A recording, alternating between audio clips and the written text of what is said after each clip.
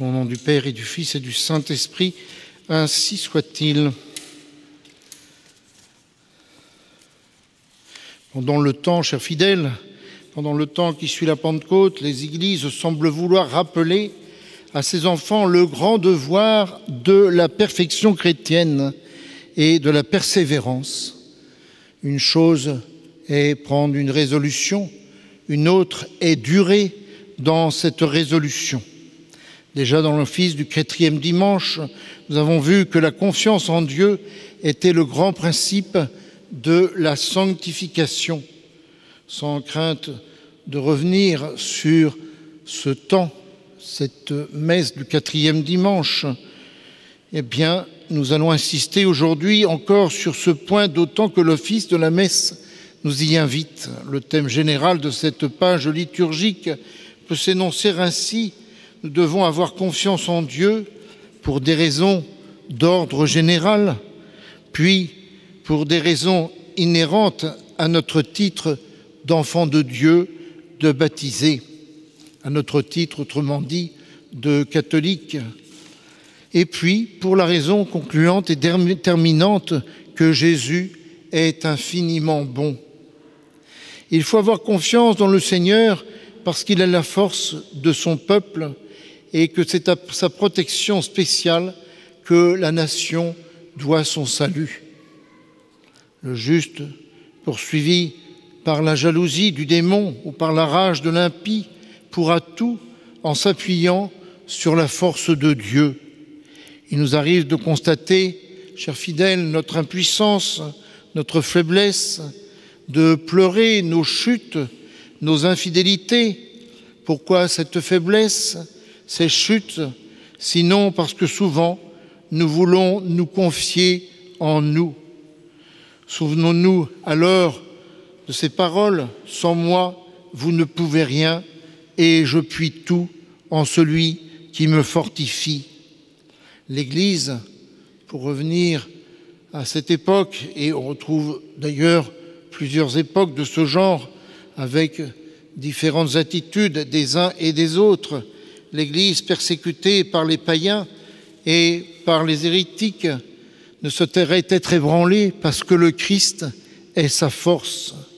L'histoire est là pour prouver que les portes de l'enfer n'ont jamais pu prévaloir contre cette société sainte bâtie sur le roc inébranlable de la divinité. Pourquoi l'Église, telle est la question que nous pouvons nous poser, pourquoi l'Église est-elle sainte? Parce que tout ce qui vient de Dieu, tout ce qui vient de notre Seigneur Jésus-Christ, alors qu'il est 3 fois saint, est une œuvre sainte. Or, l'Église est instituée par notre Seigneur et ainsi nous devons dire que l'Église est sainte. Elle est sainte dans son institution et ainsi nous devons respecter cette institution.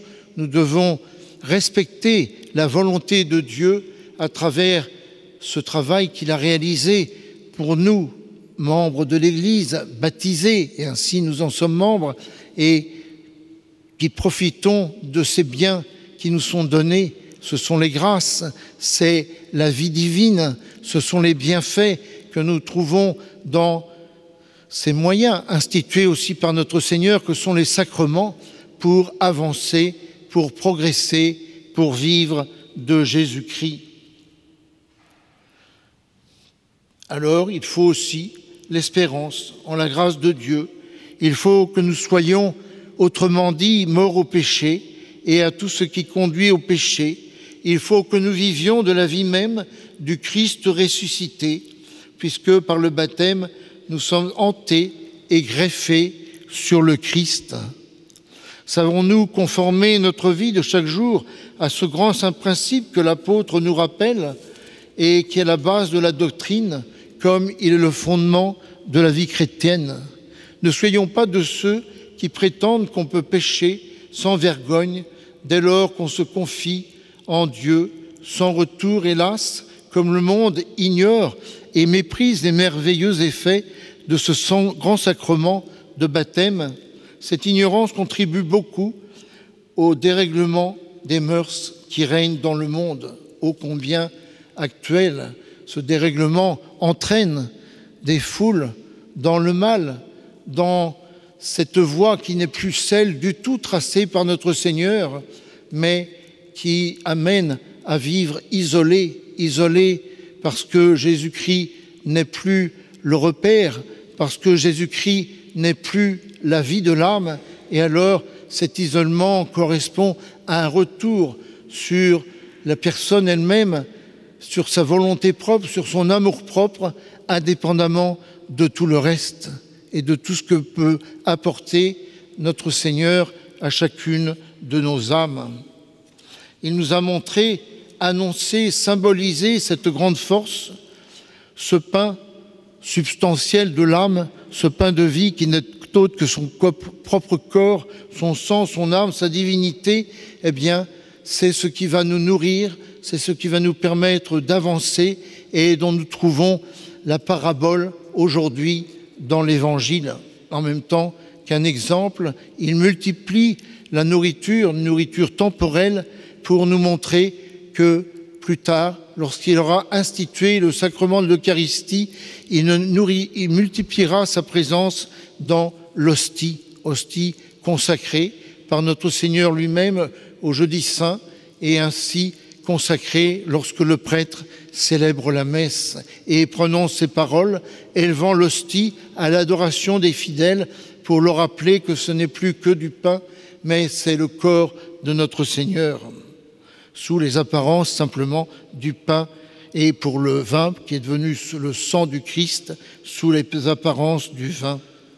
La communion, c'est donc cette force qui va agir en chacun d'entre nous pour nous permettre de faire ce qui nous semble impossible, mais possible à Dieu en nous. Ayons donc cette confiance, cet amour de Dieu, et alors, eh bien, nous retrouvons la pitié de Jésus-Christ pour cette foule.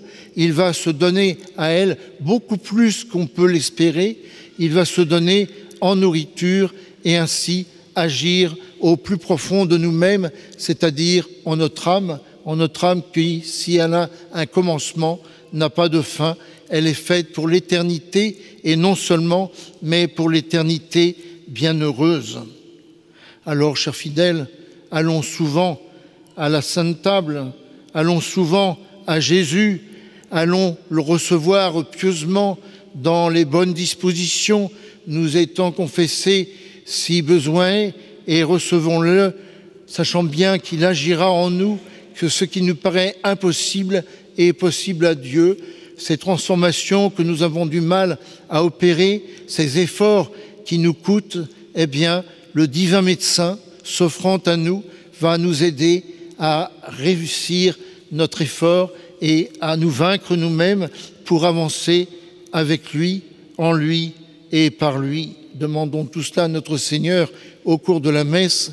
Demandons à la Sainte Vierge, Mère de Dieu, Mère de notre Sauveur, de nous faire comprendre que par Jésus-Christ, nous pouvons y arriver.